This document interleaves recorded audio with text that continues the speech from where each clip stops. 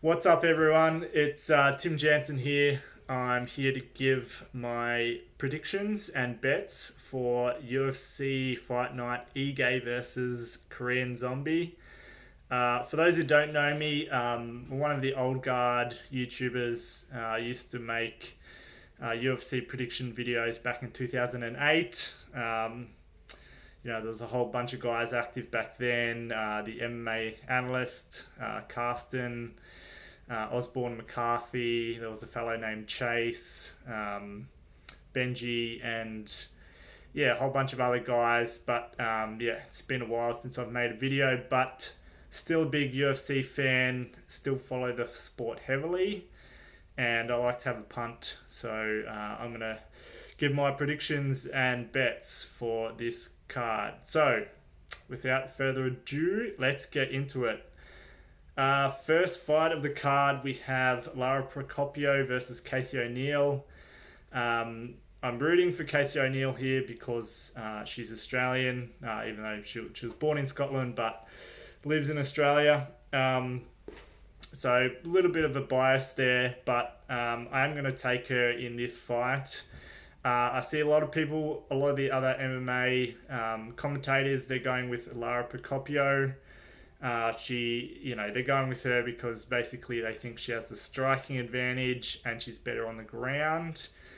There might be some truth to that, but I really rate Casey O'Neill's skill set, and I think she's gonna put on a very blistering pace, and I think her wrestling is gonna be a bit better than Lara Procopio's, and I basically see her outworking Procopio for 2 of the 3 rounds. It'll be a very close fight. I think it'll go to decision, but I'm going to take Casey O'Neill by decision, and I don't think that she's going to get subbed by Lara Procopio. I think she's good enough on the ground herself not to be subbed. So I'm taking her, and I'm betting her as well. Moving on, Joaquim Silva versus Ricky Glenn. Used to be Rick Glenn, but going by Ricky now. So the story of this fight, both the fighters, they haven't fought in a little while. Rick Glenn hasn't fought in a few years, and Joaquim Silva has had a bit of a layoff as well and doesn't fight that often. Rick Glenn opened up as a favourite. Now he's the slight underdog. I can kind of see why that is. I give Joaquim Silva I think he's better at BJJ clearly, and I give him the power advantage. But I see Rick Glenn as a more technical striker, and I think he's going to keep the fight on the outside. Kind of land the strikes at distance. He's got a bit of a reach advantage there. And I think he'll work his way either to a unanimous decision victory or potentially get a knockout. I don't think Joaquim Silva's chinny, but he did get knocked out in his last fight. So there's a possibility there. I'm betting Rick Glenn, but not as confident. So just a small bet on him by decision. So that's how I see that one going. Next fight, we have Josh Parisian versus Roque Martinez. Look, when I saw the odds for this fight, I was quite surprised. I thought Josh Parisian would be at least $1.50 favourite. He didn't look that great in his last fight, but he was kind of... He panicked a bit. Like, he came out the first round, he clipped Parker Porter with a good punch, and then he just went crazy, just like, throwing like 50 punches in like 20 seconds or whatever, and had a big adrenaline dump, and basically, that was most of his gas gone, and then he kind of just battled on for the rest of that round and for the next 2 rounds. And Parker Porter, just conserved his energy and, kind of outworked him for those 3 rounds. But overall, I think, even though he didn't look that great, I think he's a much better fighter than Roque Martinez. I watched an interview with Josh. He seemed to be quite reflective on his loss. I think he's going to come out. I think he's going to pace himself better. I think he's the bigger, well, he is the bigger, more physical fighter. He's got the power advantage. Like, no offense to Roque Martinez, but I just can't really see like what his actual like strong skill set is. Like, I know he's a boxer striker, but like even his punches, he kind of just throws arm punches and doesn't have that much. Doesn't look like he has that much power behind him. And he hasn't looked that great in both of his UFC fights. He is definitely tough. I'll give him that. So I don't see Parisian just coming out and just knocking him out in the first round. I just see him being the better fighter, and I think Parisian could TKO him, but could get that knockout. But I'd say it'd come in the second round, third round maybe. But fight probably goes to decision. So I'm taking Parisian, betting this fight. I'm quite confident that Parisian's going to win. So this would be a best bet of mine. And also think the value's kind of not quite there, but the over 1.5 I think is also a good bet for this fight as well. All right, geez, we're already at 6 minutes, so better get moving. Matt Semelsberger versus Khaos Williams. Taking Khaos Williams.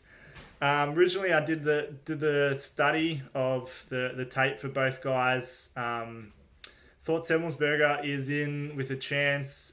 He definitely is, but I just got a feeling that Khaos Williams is going to come out and land a big bomb on him.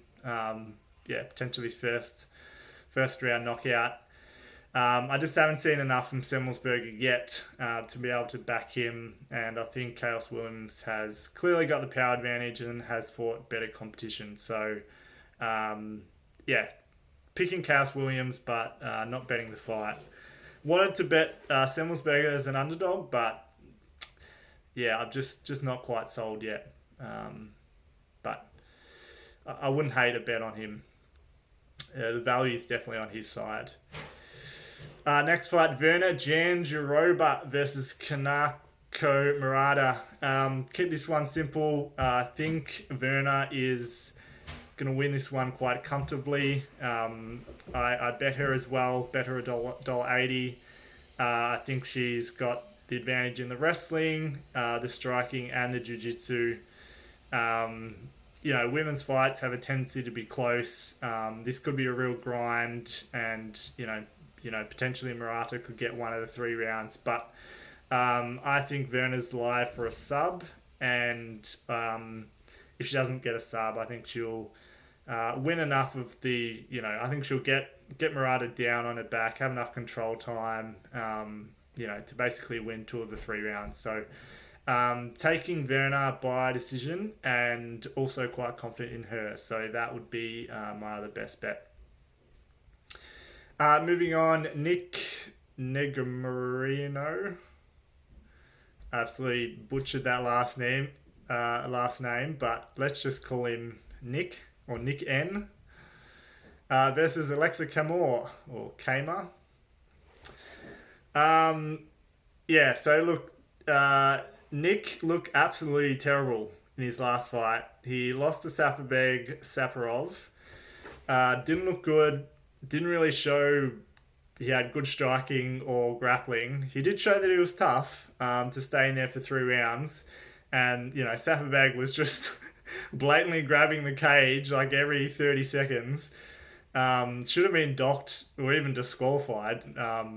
Saparov. But...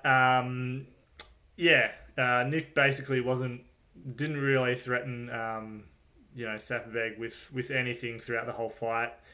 Showed a lot of toughness. It's been a few years since he's fought, so I'm expecting him to come back looking much improved. He has been training with some good guys. It looks like Alexander Gustafsson and Hamzat Chimaev. But I just can't back something I haven't seen. I expect him to be improved, but just not sure how much. So, yeah, I'm taking Aleksa Camur. But look, from a betting perspective, definitely not going to bet this fight. If I was going to bet, I would just throw money on Nick, just because of like he's like a $3 underdog and the value's there, but that's just like completely just pure gambling. Like you really don't know if he's going to win or not because we haven't seen much of him. So yeah, and his record in terms of who he's beaten, like he's been beating like absolute tomato cans. So yeah, gonna pass on this fight in terms of betting perspective. But my pick would be Aleksa, Kama, or Camur. Next fight, Dhiego Lima versus Matt Brown. Um, yeah, I went into this fight thinking, maybe there's one last chance to bet Matt Brown, but he's getting up towards 40 years old, which is really old, considering he's a welterweight. Um, it's funny, like Dhiego Lima, like he's a decent fighter. Like his striking, it's all right. Like he's got very good leg kicks, but his actual like boxing isn't that great. And like particularly against Bilal Muhammad, like Bilal was just coming forward, and Diego, like he was just so easily just like backed up against the cage and was just like kind of like shelling up, and Bilal Muhammad was just like hitting him in the face. So he didn't really show any ability to like land a good counter. And that just shelling up, was like that really worried me. In terms of if Matt Brown like came in with the style that he came in with against Miguel Baeza, where he just came like flat out like offense, just throwing like huge elbows, not really worrying about being hit. Like if he came in with that style, I'd honestly think Matt Brown would be within a good chance to win by knockout. But in his last fight against Carlos Condit, like he came in very careful and had more of like a wrestling type game plan. Looked for the takedowns. Looked to get control time, but basically just got outworked by Carlos Condit. So yeah, if Matt Brown comes in like that, like not as aggressive, yeah, I think, yeah, Dhiego Lima is just gonna kick his legs, land shots from the outside, maybe get a knockout because clearly Matt Brown's old and his durability is fading a bit. Yeah, but so yeah, I'm taking Dhiego Lima to win, likely by decision, but yeah, not betting this fight. And look, the value's on Matt Brown as the underdog, but I just can't bet someone who's of his age and yeah, having real durability issues. So yeah, that's how I'm going with that fight. Next one, Wellington Turman versus Bruno Silva. Yeah, look, when I watched the tape, I definitely favoured Bruno Silva. I think, like, I watched his fights in M1. He had some really good wins there. He beat, what's his name? Alexander Shlemenko, beat him, beat Frovolov. Yeah, both decent opponents. Showed a real, like, just grit and, he got taken down a few times, but got back up. He got reversed in some positions, but just fought through it. I think Turman has the advantage on the ground, but I think Bruno Silva looks way more comfortable in his striking. Interesting to see how Turman comes back this fight because he got knocked out in his last fight against Sanchez. Whether he comes back with more of a wrestling type game plan, because against Sanchez he was just basically throwing bombs and seeing who's going to knock each other out first. But the one thing about this fight, which I'm kind of passing from a betting perspective, Bruno Silva, he got suspended by USADA, and in his fights in M1, like he did look like his gas tank looked pretty good. Like he was coming forward like pretty hard in like the fourth or fifth round. Um, and so I'm just not sure if that USADA suspension was real or was bullshit. So he could come, like, I know people saying on his Instagram he looks like real like jacked basically, but yeah, it's his first fight in the UFC, and yeah, he might get UFC jitters as well. So passing on it from betting perspective, but the pick is Bruno Silva, and I would take him by. I'm gonna say knockout, but I'm not that confident in that one. Julian Erosa versus Seung Woo Choi. Okay, so this is one of my more confident picks and bets as well. Taking Seung Woo Choi. I think he's a better striker, and I think his grappling defense has improved a lot. I know it's a decent mashup for Julian Erosa because like he's a taller, rangier guy like Seung Woo Choi, so. The kind of reach won't bother Erosa as much as other fighters would be bothered by Seung Woo Choi having a long reach. But yeah, I just think Seung Woo Choi I think is a better striker. I think it's going to be 15 minutes on the feet, and I think he's going to win the exchanges. Going to win probably at least 2 rounds, but I see him taking really. Actually, I'll give Erosa 1 round. I think he'll probably get a takedown here or there, probably get some control time, but I don't see Seung Woo Choi being submitted. I think he'll get back to his feet, and I'm going to take him to win by unanimous decision, and that's one of my more confident bets as well. I bet Seung Woo Choi to $1.90. He's down to like $1.70 now. Still some value there if you're inclined, or even if you just want to take a shot on him by decision. But that's how I see that one going. All right, 3 fights left to go. Let's get through these. Marlon Vera versus Davey Grant. Yeah, look, this is a really close fight. The odds came out. Davey Grant was a $3.45 underdog, which was like pretty ridiculous. I knew Marlon Vera would be the favourite because the guy, I mean, he's tough as nails. He's got power. He's been, rising his way up the ranks. The thing about this fight, it's probably the one on the card I'm most interested in. It's all about the narrative. So the narrative really is that Marlon Vera, he's young, he's rising up the ranks. He had that loss to what's that guy's name? Homeboy,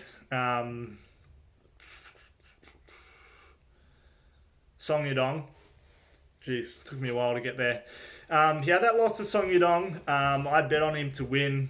Fortunately, couldn't get it done, but that was quite a close fight.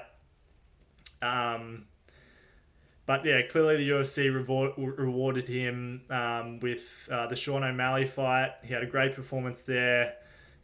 Smashed up Sean O'Malley's calf, got his leg to basically not work, and then got the TKO. Great win there. Had the fight against Jose Aldo. Obviously, that was a close fight, but Aldo was just a little bit too crafty. Aldo got his back in the 3rd round and got the win there. So, going back to the narrative has been Marlon Vera is on the rise. He's going to be a future title contender, and of course Davey Grant, he's 36 years old.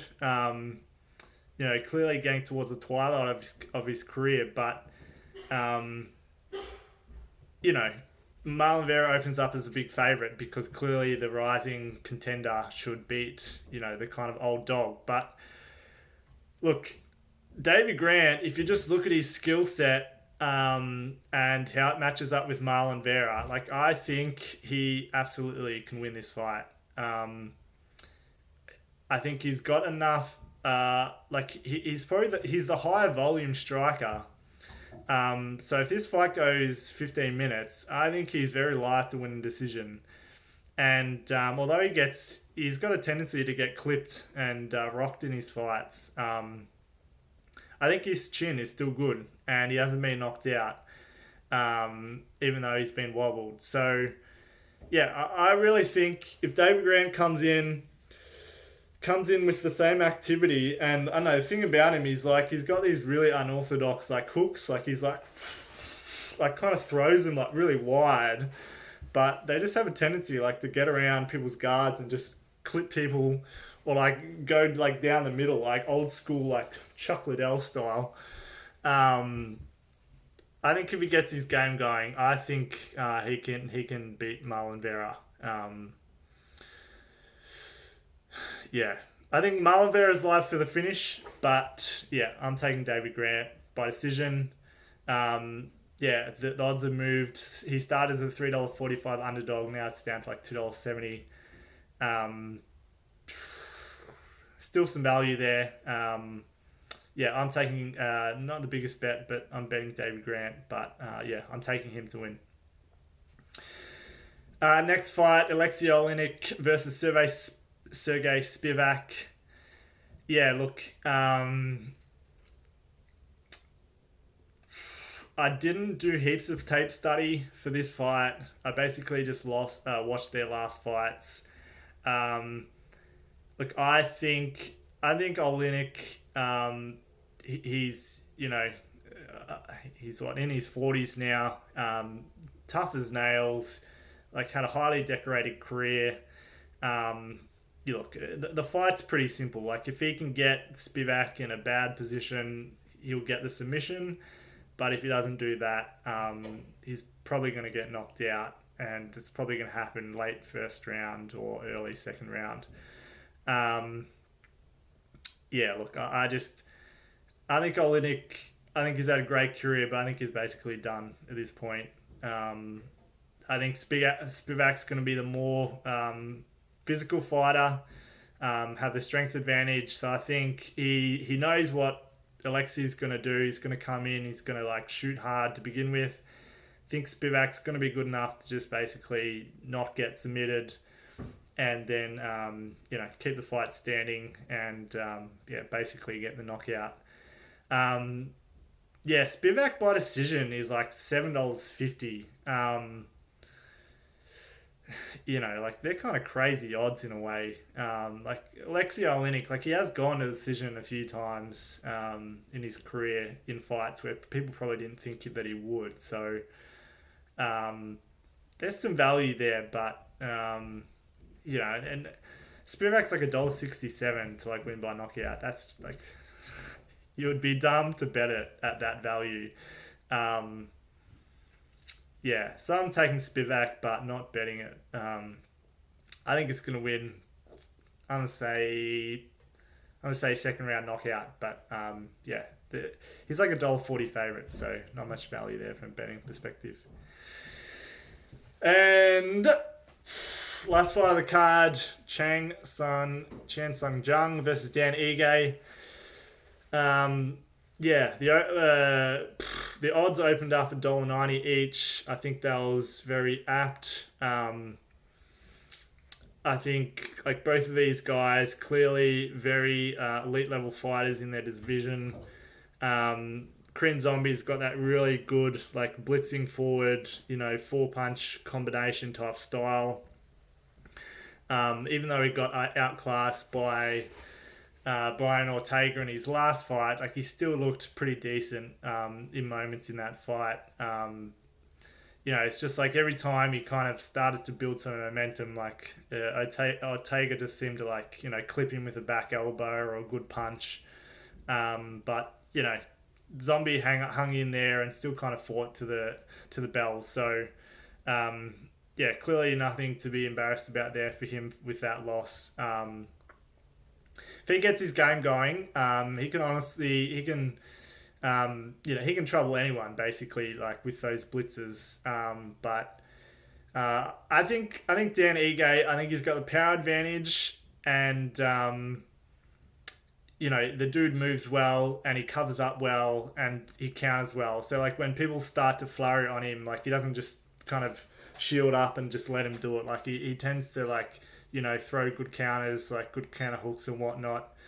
Um, yeah, like I think I'd like him to have a bit more activity. Like I think like Zombie's output was still pretty decent against Ortega, so I can clearly see him winning rounds against Ige, because Ige's got a tendency to like not be low volume but not be high volume either.